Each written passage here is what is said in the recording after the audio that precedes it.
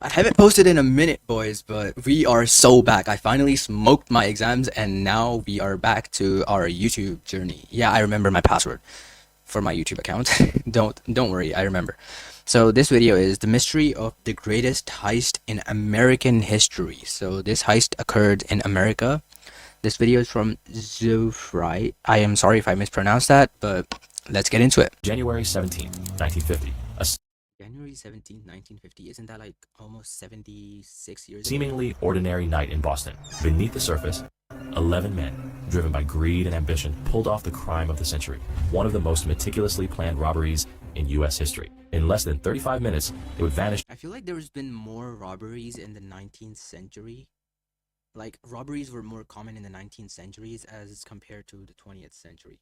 Don't you guys think? With over $30 million in today's money. This is the story of a heist that shook the nation. A story that inspired one of the most successful movies in Hollywood. Some guy who's like high on alcohol watches like some crazy movie, he gets a crazy idea and he pulls off a robbery like in France. An operation that would later crash down.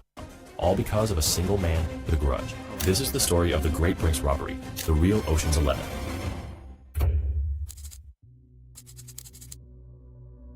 In the 1940s, there was a well-known building in Boston, a building famous not for historical importance, but because this particular building was playing the role of a huge safe, holding millions of dollars in cash, checks, and other valuable items. A building that belonged to Brinks, a financial security company based in Boston, Massachusetts. At the time, the Brinks building was considered to be one of the most secure buildings in the whole country. An unbreakable safe no one dared to challenge. However, someone wasn't quite convinced. Anthony Pino, a career criminal known for his petty thefts in the north end of Boston. My guy, you can tell he does not exist in the era of looks maxing. What is that double chin? Oh my god, what? Started to flirt with the idea of breaking into Brinks. Flirt? I think the word flirt would not flirt with this guy, bro. What you mean? In 1947, after months of gathering intel about the building, he realized he wouldn't. It's always those fat bozos getting those type of ideas. Hey, don't get me wrong, no hate to any fat person. Just saying like these negative-minded people. Be able to get the job done on his own. He needed who literally sit in one place and have nothing better to do. But like the fat people nowadays, they have better things to do, okay? No hate to anyone. A team, but not any team. He turned to Joseph McGinnis, a legend in Boston's underworld.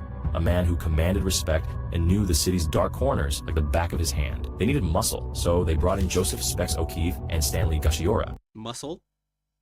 Okay, let me not run. Tough guys who could intimidate anyone. Vincent Costa, Pino's brother-in-law, serving as the lookout. John Banfield, a trusted man of McGinnis, would be the getaway driver. To round out their team, they recruited James Ignatius Fearty, a master of armed robbery, with the addition of Adolph Maffei, Michael Vincent Keegan, Thomas Francis Richardson, and Henry Baker. 11 men, each with their own skills and motivations, united by shared hunger for a fortune that seemed impossible to obtain. Once the task of assembling the crew was complete, Pino needed a plan. He knew that this could take months to figure out, but he and the team had all the time in the world. You got me hooked up.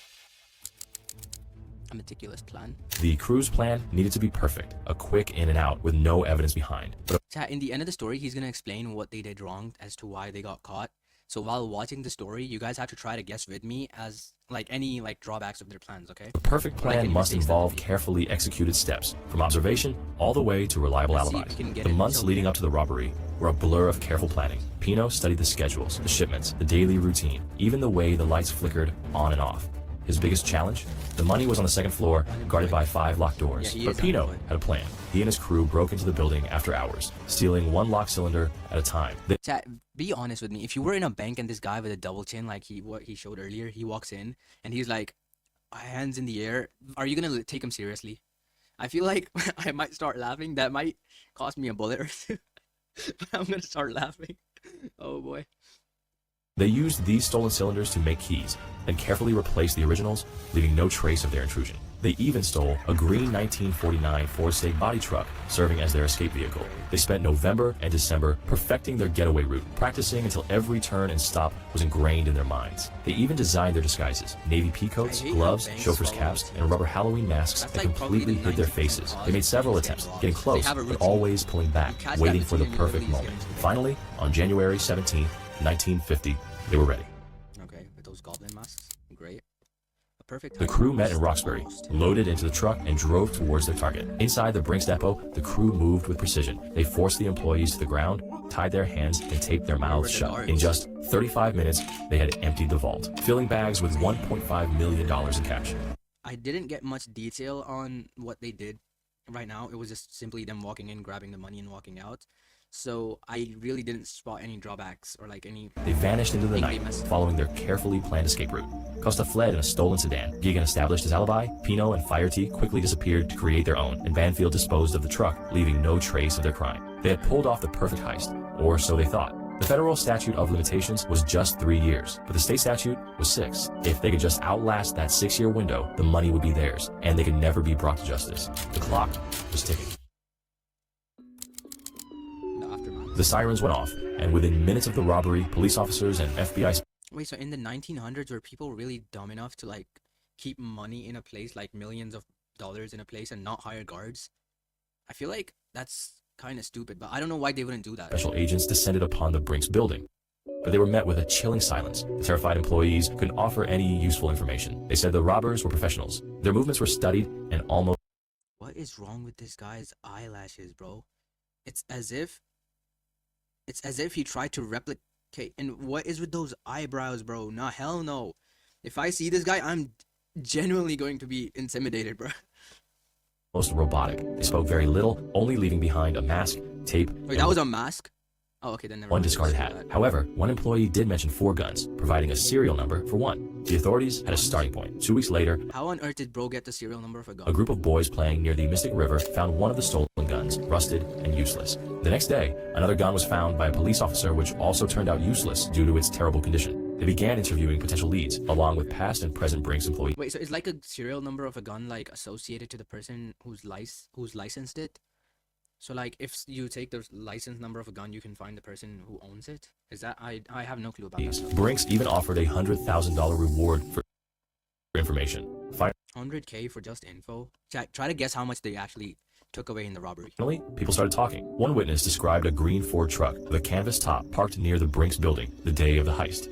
After a month of research, truck parts were discovered at a dump in Stoughton, Massachusetts, confirming the truck's identity. But the location only pointed to 2 men on the authorities' radar, O'Keefe and Gusciora. When questioned, they claimed they had gone out drinking in Boston around 7 p.m. With So they no actually got concrete you. evidence, the authorities had to let them go. But starting June the same year, things started to go south for Pino and his crew. What happened? Closing. For Pino's crew, robbing the Brinks building was extremely How are they stupid enough to like rob a bank and stay in the same city? Like genuinely. If you rob a damn bank and you have like millions of dollars in your account, why the freak or why the flapjack would you stay in the same city? Like these guys have the survival instincts or like the IQ of an ant. They're living on their last brain cell. hard to pull off. But what was even harder was staying off the radar. Hey, and in case if you guys are wondering why I'm talking all of this, I had no experience. I've just watched these videos a little too much recently, okay? The entire 6 years. There were 2 Like, crew in case members you guys who start simply taking couldn't notes. resist their criminal urges. O'Keefe and Gusciora kept going on what they call road trips, which was code for burglaries. On one of their road trips in Pennsylvania, the 2 ended up getting caught and arrested. O'Keefe was sentenced to 3 years, and Gusciora was facing 5 to 20 years in prison. While they served their time, the FBI started noticing so a bizarre pattern. The 2 weren't writing back to their families. However, they were writing to a group of men back in Boston, asking them to support their legal defense fund. This group included Pino, McGinnis, Mappy, and Baker. The same group, questioned the following weeks of the robbery, are now writing to each other several months later. That is Authorities so- knew something was off. They immediately brought That's literally probably the drawback of their perfect plan. back the group. for Like you further have questioning. millions of dollars and your dumbass is going to rob and like do tiny robberies, and then you still write back to your crew to Pino save your claimed ass. he had been at home until about 7 p.m. before heading to a nearby liquor store owned by none other than Joseph McGinnis, a story confirmed by a Boston police officer who was present at the store. Maffei could not provide an alibi, but Baker insisted he was at home, having dinner with his family before leaving at 7 p.m. for a 2-hour walk, during which he claimed he Wait, how do they get the perfect time? Like he left at 7 p.m. How do you know that? encountered no one. Armed robbery specialist James even the Fairdy clocks at that time claimed to have been out probably drinking didn't know between that. 5:10 So p.m. how and 7:45 How does he p.m. know it's John 5:10 Banfield p.m.? said he had been drunk since New Year's Eve, yet an ex-girlfriend reported seeing him stone cold sober on the night of the heist. If you haven't noticed, there's a clear pattern. Around 7 p.m., each suspect had independently decided to change locations, making their whereabouts murky during the critical window of 7:10 p.m. to 7:27 p.m., the exact time of the heist. In prison, O'Keefe and Gusciora remained calm, revealing Wait, 7:10 and 7:27, so they robbed the freaking Brinks building in like 17 minutes? Damn. doing nothing to anyone. I mean, in modern time, that's probably slow AF, but considering the 1900s, oh boy, that's fast. On November 25th, But who am I to say something? I don't know anything about it. 1952, a federal grand jury convened to examine the case, as the federal statute of limitations was rapidly approaching its end. Authorities hoped this grand jury would elicit information from witnesses or the suspects themselves, but the jury had nothing of concrete to work with.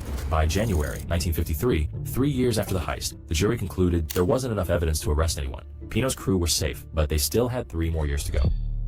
3 years felt like 3 decades for the crew. Over the next year, O'Keefe would go in and out of jail. Each time he contacted the same group of men, pressuring them for financial help. Each time the men grew more and more sour. Wait, you guys think the cops probably intercepted their messages and read them? Oh, that would be so smart. But I think maybe there's a chance they The air in Boston was thick with because they tension. already are suspicious of these men's activity and like their whatever they're doing. So imagine them intercepting the mail in between. March That would 1954 immediately bust these guys' ass, bro. marked O'Keefe's return, and he wasted no time reuniting with the other suspects. 2 months later, O'Keefe, with a partner in tow, pulled an inexplicable move. They kidnapped Pino's brother-in-law, Costa, holding him captive in a hotel room. 2 days later, following the payment of the ransom, they let Costa go. During police interviews, everyone claimed ignorance, but one thing was crystal clear. O'Keefe had become a liability, and he needed to be dealt with. On June 5th, 1954, O'Keefe found himself at the center of his first assassination attempt. A suspicious car approached. Sensing danger, he instinctively slouched in his seat, narrowly dodging bullets Oh my god. that shattered the windshield. This was These Tommy guns were like the go-to guns back in the day, bro. just the beginning. Like if you, and how do I know that? That's probably because if you play like some old-time game like the 1900s game, they have like these Tommy guns. Just 2 days later, Like the the second best weapon you can find is these Tommy guns. assassination attempt unfolded. This time, O'Keefe was shot in the chest. And after they like tried the assassination attempt for the first time, how do you not go to make sure if the person is dead or not? So you're just gonna like do like a drive-by shooting scene and then you're just gonna go? I feel like the person who hired them to do that, if he finds out that the target is still alive, he would just shoot him, bro. Like back in the day, they wouldn't give a single frick, bro. Somehow managed to survive. Realizing the mess he was in, he made the decision to flee Boston. Wait, you guys think those people were probably some cops? However, his escape was short-lived, as he was arrested for possessing a firearm. Violating his parole, he was sentenced to 2 years in prison. Pino knew that having 10 associates would eventually This hunt double chin guy's back. him down. In January 1955, getaway driver Banfield died of natural causes. 1 down, 10 to go. While authorities felt they were rounding up the suspects, they still had not located any of the money. But they saw the tension within the group as an opportunity to get someone to talk. In prison, O'Keefe was still writing letters to other suspects demanding financial support. With each letter getting ignored, his frustration grew. The clock was ticking. FBI agents, relentless in their pursuit, repeatedly visited O'Keefe, hoping to crack his silence. By December 1955, Wait, they probably just gave him like a choice that if you like talk and you spill the beans, then they're gonna like let you go earlier than your actual let go time. a shift occurred. O'Keefe's disdain for his former accomplices grew. On January 6, They ignored him, he's 1956, probably mad at them O'Keefe for sat not down with the letting him agents go. and uttered the fateful words. All right, what do you want to know? Wait, is that the actual audio tape? Pino and his crew had waited 5 years, 11 months, and 20 days. They were just 11 days away from claiming the money as theirs. 11 days. Oh boy. On It's gotta go January down. 12th, the net closed in. Baker, Keegan, Maffei, Costa, McGinnis, and Pino were all apprehended. These guys are such stupid asses, bro. Staying in the same city, bro. Oh hell no. The following day, a Suffolk County grand jury They issued probably went to the same bar, thinking about their IQ, bro. indictments for the entire crew. By the way, chat, YouTube told me that 99% of you guys, or even 100% of you guys, are not subscribed. So please go fix that. Please subscribe to my channel, as we're crawling our way to 100 subscribers. And let's get back into the video. Using O'Keefe as their star witness. Faherty and Richardson fled, becoming fugitives on the FBI's most wanted list. But their escape was short-lived. They were caught hiding in a Dorchester apartment. Gushira was transferred to a Massachusetts prison. On July 9th, he slipped and hit his head in a cell, dying a few hours later. 2 down, 9 to go. Wait, he The slipped? Oh, he trial of the slipped. remaining men started in Boston on August 6th. Each was sentenced to life imprisonment for armed robbery, with additional sentences ranging from 2 to 10 years for conspiracy, theft, Wait, armed robbery can get you lifetime in jail? I thought, wasn't it like 20 or 30 years or something like that? and breaking and entering. O'Keefe was the only one to plead guilty. He received a more lenient sentence of just 4 years. 11 down. But there's one question we haven't answered yet. Where is the money? Yeah. On June 3rd, 1956, a man suspected of circulating counterfeit bills was apprehended by police in Baltimore. During the search, officers discovered over $1,000 in his possession. However, the investigation deepened when they found nearly What would $1,000 get you in 1950s? I $4,000 feel like $1,000 in 1950s was probably considered rich. hidden in his hotel room. Among the cash recovered, police Like 1,000 was probably equivalent of like 10K nowadays, if I'm not over exaggerating it. matched the serial numbers of $4,635 to those of the bills stolen in the infamous Great Brinks robbery. Under pressure, the man revealed the name of his associate, known as Fat Joe. Authorities swiftly tracked down Fat Joe, leading them to a concealed metal container hidden behind a wall panel. Inside this container lay piles of cash, totaling nearly $60,000, identified from the Brinks heist. Much of the money was found in a state of decomposition. Despite these discoveries, over 1.1 million of the money stolen has remained missing to this day. Wait, so how much was like the total stolen? Subscribe, and we'll see you on W video, man. I'll leave the link to their channel in the description and you can go check them out. If you guys enjoyed the video, please make sure to leave a like and subscribe. We're crawling to 100 subscribers, and I'm going to be posting a lot in the future and in the upcoming days, so be sure to subscribe and not miss a video. Yeah, I said that right. And peace out.